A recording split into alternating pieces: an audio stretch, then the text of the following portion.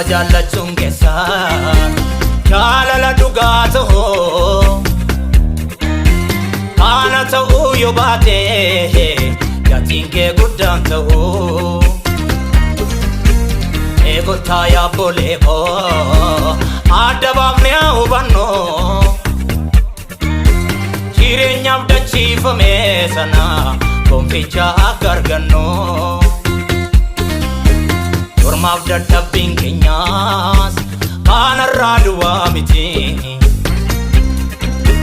dachee nyaattee waan haftuuf taasa nutti hin fakkaatin wayyaan irraan addaateef keessi qulqulluu miti Adaraa yaa lammii koo akka hin namne biyyatti Adaraa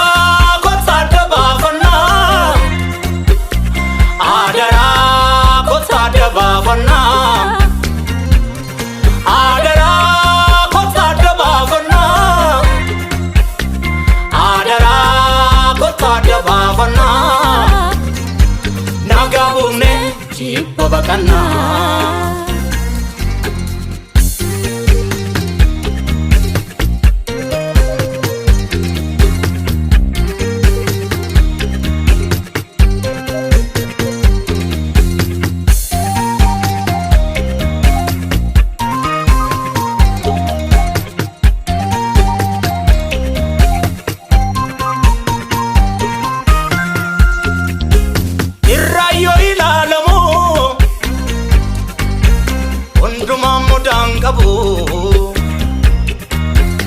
Oji famala satin garo kesi garo mankabu Nagaf tasgabi garini Jalala nunde fama Galmaf ga sigarin sakana na iya mama Nebota gadibune Jalala nunde famna Wajjira goftichaati haaqatu geggeeffama nama jaallachuun keenyaas jaalala dhugaa ta'uu yoo kanaan itti fufne numaa galma kan ga'u nama jaallachuun keenyaas jaalala dhugaa ta'uu yoo kanaan itti fufne numaa galma kan ga'u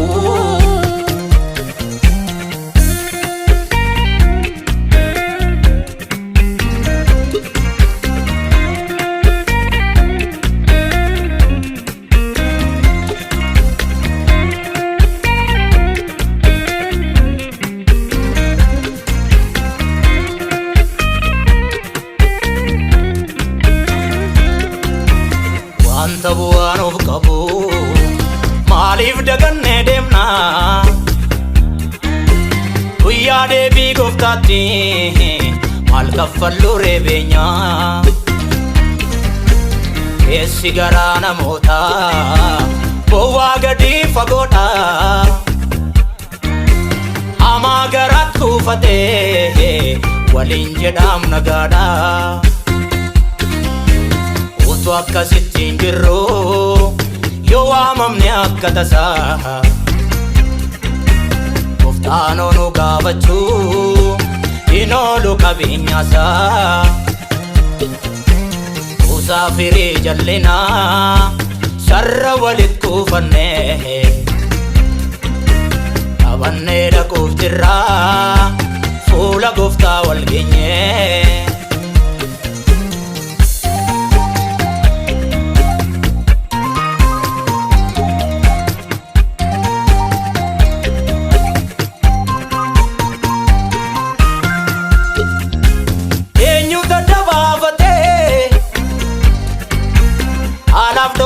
baricha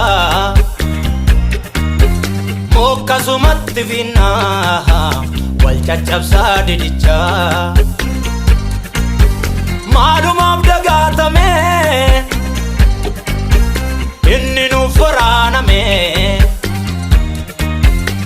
keenyaa cubbuu kaffaluuf mismaaraan cinqaarame utuma kana beeknu maaf argame addadummaa lagaa lagaa wal qooduun eessaa dhufe alagummaa isa dhiibnee darbinee mee kottaatti deebinaa Loko jaalalaine kakuudhaan lamiilana har'a hundumaan guutuu yoo fakkaanne argamne borimmoo akkam goonu loko jaalalaa kunne mee kottaani yaadannaa bakkatti muucucaanne Maadaaf kakuu ganamaa maaf daganna raawwanne Gaara isaatti deebinee fuula isaa barbaaddannu Kunoo akkasitti hin jennee araara gaafannu